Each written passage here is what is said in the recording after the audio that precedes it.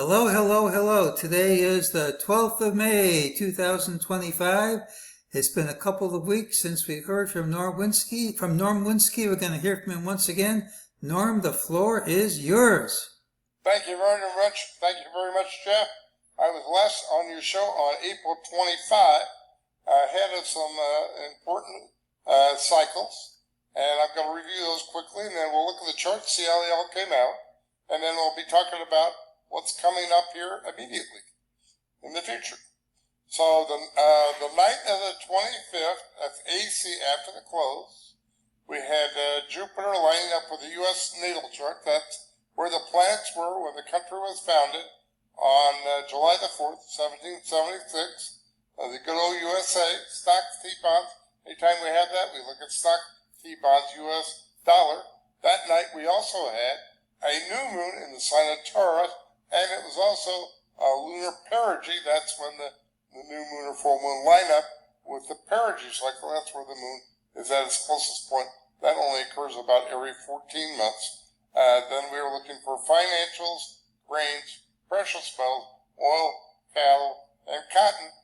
And then we had, by the way, if you want any help with any of these technical terms, drop me an email. I'll give you a free class and explain some of these technical terms for you. And none of this stuff, is over a 5th grade level once you understand the terminology. And then on the night of the 28th, we had Jupiter to the U.S. chart for stocks, T-bonds, U.S. dollar. Then the night of the 29th, that's after the close of the 29th, we have Jupiter line up again with the U.S. chart for stocks, T-bonds, U.S. dollar. And then over the weekend of May 2nd, we have Pluto in the sign of Aquarius turning retrograde. And there you go. And now here's how we evaluate these. We look for the market to have a direction. It's got to be moving up or moving down. And then if we look for a reversal within one day, and that works on average about 75% of the time. You see here, corn is moving up into the moon, and that's there we go, into the moon, and that was near a high there, and then we went down, down, down. So that's a winner. And that gets you a green arrow. And later on, you'll see where I had a few misses. And that's a red arrow where it didn't work. Here we have a pullback. We're selling against the high there on the beans, and then you had a big drop. And then the wheat went sideways, so that's a yellow box.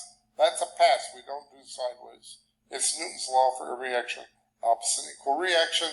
And if we're the opposite of sideways, it's just more sideways. Here's a classic case of a miss. The cattle was stampeding higher and didn't stop there, just kept going, so that's a miss. Here's cotton. If you sold against the high there on the moon, you had a nice trade. That was a big drop there. I think that was about 3 cents for every penny is $500 or $1,500 over a few days. And here's cocoa. Cocoa is now a big money market. Used to be a little money market, but it had an explosion a year or so ago, and now it's doing the big numbers. And so every penny is like 10 grand. You're going from 8,000 to 9,000. You're looking at like $10,000 in real money. This dropped about half of that, so about 5 grand there in about a day or so. Here's hogs moving up into both cocoa and hogs are associated with Pluto. And you can see how they lined up for both a nice trade there. Hogs rallied into the Pluto retrograde of May 2nd weekend, and then it dropped down, and then you had a chance to make some money. Here's crude oil. This is pretty nice here. Rallied right into the moon, and then down, down, down she goes. That was big money there. It dropped about, I think, five handles or more for every handle of $1,000. That's a full handle is a full dollar. And here's copper, just kept going, so that's a miss. Here's silver, had a pullback low there, and then popped up. So I think you made about $0.50 on silver. It's 5,000 ounces, so that's like $2,500. And then you have gold here. That made a bit of a top there, and a nice down. I think that was about $100 drop there or so. And so that's about 10 grand on gold. And then you have the S&P. We did pretty well on the S&P. Had a nice top there, a little bit of a pullback for a small profit. And then you had for 2 points there. and then you had a real nice pullback low there. You bought that, and you had a super rally there, and then a top there. And so we had 4 winners there and a pass. The yellow box is a pass. Here's T-bonds. You had the 2 misses here on the moon and the first U.S. point, but then after that, we got the day before the high of the month and the day, oh, sorry about that, I'm new on this computer, and the day and the high of the month before a big drop there into this low, and then you had a chance to make some small profit. Here on the moon and the U.S. point for 2 points, and then you dropped here in the next U.S. point and then up, and so that was 3 out of 3 for the dollar. So if we add up all the green arrows and the red arrows, you got 18 winners, 4 misses out of 22.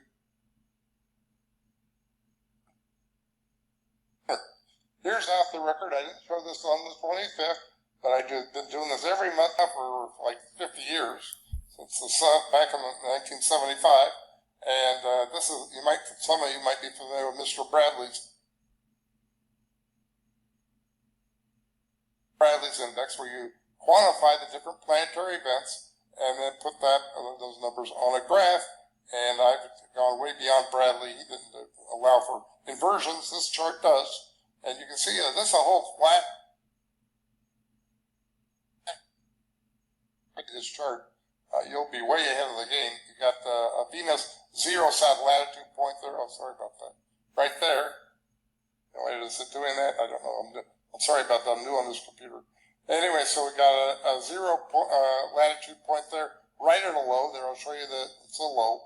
Then we went up here to the moon, the full moon, and if I can find my pointer there, I got to get my computer guy to fix this so I can find my mouse. Anyway, you can see in the middle there's a high with a symbol for the full moon that says Venus direct in Pisces, and that was a nice high there. And then we went down into these 2 points there, and then back up into the new moon for a short-term top there. I was looking for a bigger top, but we did get a nice pull back there. You had a chance to make some nice money before. Then I was basically directionally, I was wrong the last few days of the month. I was expecting the market to go down, and it went up. So it's not perfect. Sorry about that. All right, moving ahead here now, we had today, the 12th, and middle of the day, we had a full moon. We allow a 1 day leeway for these full moon, new moon. And so it could be tomorrow. And I got some technical things I'm going to tell you about too on the S&P in regard to what's happening with the S&P, because it was a rocket ride today. We had the full moon in the middle of the day. It was kind of quiet on Friday, and I sent out an alert to my clients, email alert over the weekend, that I was disappointed that we were in a narrow range and we weren't going anywhere, and we needed to have a big move on Monday, and then we got the big move on Monday. And so anyway, every time we have a full moon, new moon, we're looking for financials, grains, precious metals, oil, cocoa, hogs, and T-bonds.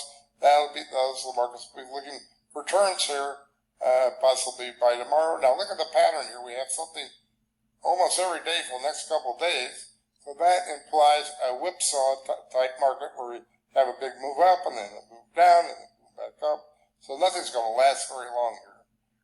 Now, after the close, that's tonight, we have Jupiter lining up with Uranus in the sign of Taurus for cattle, copper, and cotton. And by the way, the cattle just went to a new all-time high today. And so you might want to keep your eye on the cattle. It might have time for reversal in the cattle, at least for a day or two, a few days.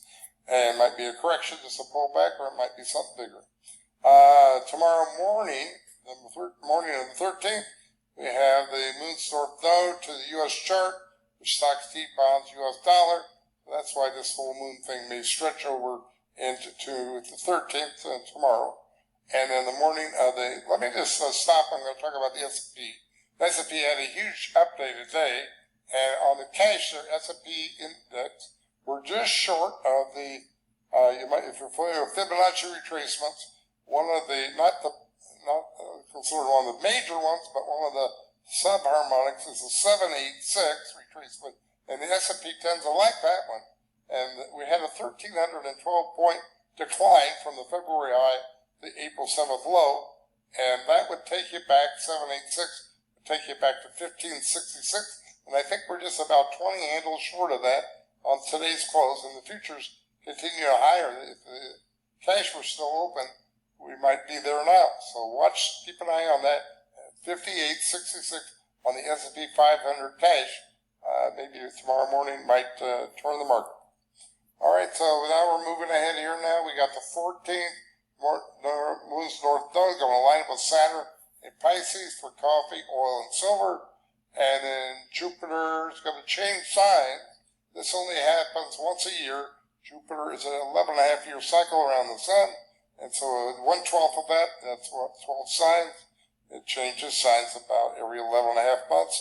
And that's going to happen on the night of the 14th. And then we got the 15th, night of the 15th, heliocentric. Helio means from the point of view of the sun. Oh, there we go. Changing signs into Cancer, right? And then we got coffee, cocoa, hogs, silver, sugar, T-bonds, wheat. And then over the weekend of the 16th, we have Uranus apogee. Apogee is farthest from the Earth. That occurs, I think, once a year. That's cattle, copper, and cotton. So anyway, I can see I do pretty well here. I've been with Jeff quite a few times. And I've been doing it. I got my anniversary coming up here, Jeff, on May 19th, 1975. It was my first full day there on the Chicago Board Options Exchange. I made enough money while I was in college to buy a membership on the CBOE. The CBOE was only 2 years old then when I arrived there. And I got lots of great stories about my experience down there. And if you'd like some help with this or like to investigate more, please contact me. Let's see, there's my phone here in beautiful Naples, Florida at 239-594-3939. Or you can call me on Teams, but please drop me an email first so we can set up a time for that. And there's my email address, Winski, Nwinski, @yahoo.com. And again, there's my contact information.